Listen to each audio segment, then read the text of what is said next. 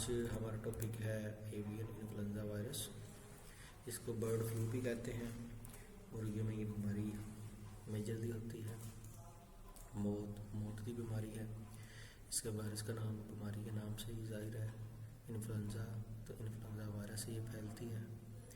یہ تقریباً تمام جانور انسانوں میں پھیل جاتی ہے. خاص کر یہ انسانوں میں بھی ہوتی ہے. تو یہ جینوٹک اعتبار سے بھی بڑی اہمیت کی حامل ہے. اگر اس کی علامات کی بات کی جائے تو علامات آپ کے سامنے تصویر ایک واضح ہے.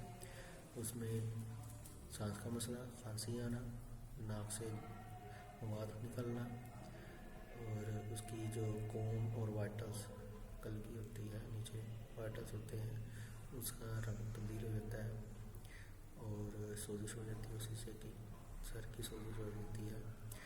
اس کے بعد جانور ڈھیلا ہو جاتا ہے، بخار ہو جاتا ہے. زخم کے نشانات پاؤں پہ آپ کو نظر آ رہے ہیں، اور اچانک موت بھی ہو جاتی ہے بغیر کسی علامات کے ظاہر ہونے سے. اس کے علاوہ اس کو پخانہ جو ہے، ڈائریا جو پیٹ ہے، اس کو نرم اور سفید یا سبز بھی ہو سکتا ہے. مزید اگر بات کی جائے، یہ سامنے آپ کی تصویریں، سانس میں دشواری ہوئی، پیچھے سر کا سوجانا، یہ سارا کچھ آپ کو انڈوں کی پیداوار میں کمی آ سکتی ہے. شرم مار بڑھ جاتی ہے، یہ سب کچھ. اور خاص کر رانی کھیت اور اس میں فرق ایک یہ آتا ہے کہ اس میں بھی یہ دماغی علامات نظر آتی ہے، اس میں بھی آتی ہے. اور دونوں کی علامات میں آپ سامنے تصویر دیکھ سکتے ہیں کس طرح سے تھوڑا سا فرق ہے. ایپیڈیمیولوجی جو میجر ہمارا آج کا سبجیکٹ ہے، اس کی اگر ایپیڈیمیولوجی دیکھی جائے تو مین یہاں پہ صرف پھیلاؤ لکھا ہوا ہے. تو پھیلاؤ آپ کو پتہ ہے یہ ہر طرح سے ہو سکتا ہے. خاص کر اس میں جو جنگلی جانور ہیں، آبی مرغابی ہیں، وہ اس کو پھیلانے کا سبب بنتی ہیں. تصویر میں بھی آپ دیکھ سکتے ہیں. اور وہ کیسے کہ جب وہ موسم سرما سے مطلب سرما میں سرد علاقوں سے گرم علاقوں میں ہجرت کرتے ہیں، تو تب یہ پھیلانے کا سبب بنتے ہیں براہ راست یا بالواسطہ. یہ وائرس پرندوں کی میٹھوں میں بھی اور پانی، برتن، ہر ایک جگہ پہ موجود ہوتا ہے. خاص کر سرد موسم میں 3 ماہ تک میٹھوں میں یہ وائرس زندہ رہ سکتا ہے. مزید علاوہ اگر بات کی جائے تو برتن فارم میں جو موجود ہوتے ہیں، مرغیوں کی خوراک، فارم کے جو ورکر ہوتے ہیں ان کے جوتے وغیرہ سب کچھ اس جنسی کو پھیلانے کا سبب بنتے ہیں. اس کی طرح ہجرت کرنے والے پرندے اور آلودہ فارم جو یہاں پہ انڈے ہوں گے، اس کے انڈے جو ہے وہ دوسری جگہ جائیں تو وہاں سے بھی منتقل ہو سکتا ہے.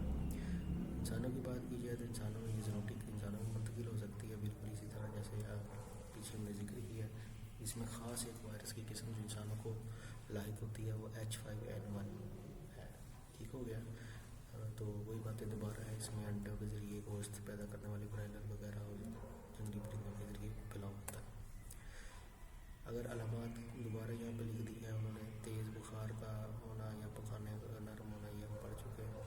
اگر تشخیص کی جائے تو تشخیص ہم اس میں مرض کی تشخیص ٹیسٹ کر سکتے ہیں، ELISA اگلوٹینیشن ٹیسٹ کر سکتے ہیں، یا پخانہ جو ہے اس کا کلچر کرا کے ٹیسٹ کیا جا سکتا ہے، وائرس کو پہچانا جا سکتا ہے.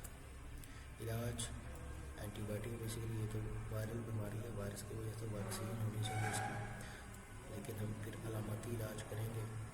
اور اس میں اینٹی بائیوٹک کلورم فینیکول یا جینٹامائسین استعمال کر سکتے ہیں، کیولین استعمال کر سکتے ہیں، جس کے قرآن سامنے آپ کے لکھی ہوئی ہے. بخار کے لیے ڈسپرین، پیناڈول استعمال کر سکتے ہیں.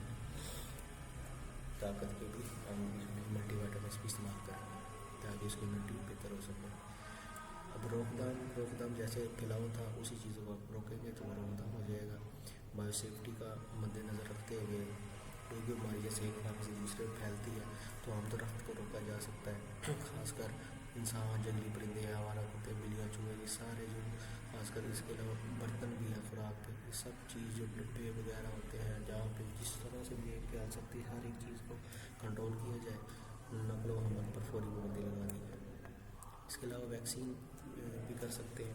اس کے علاوہ جانور مر جائے اس کو تلف کرے، اچھے سے دبا دیں، بڑا خود کر دبا دیں، ڈس انفیکٹنٹ استعمال کریں. یہ سب کچھ اس کے اقتدار کو روک تھام میں آتا ہے. امید کرتا ہوں آپ کو سمجھ آ گئی ہوگی. ملتے ہیں اگلی کلاس میں، تب تک کے لیے خدا حافظ.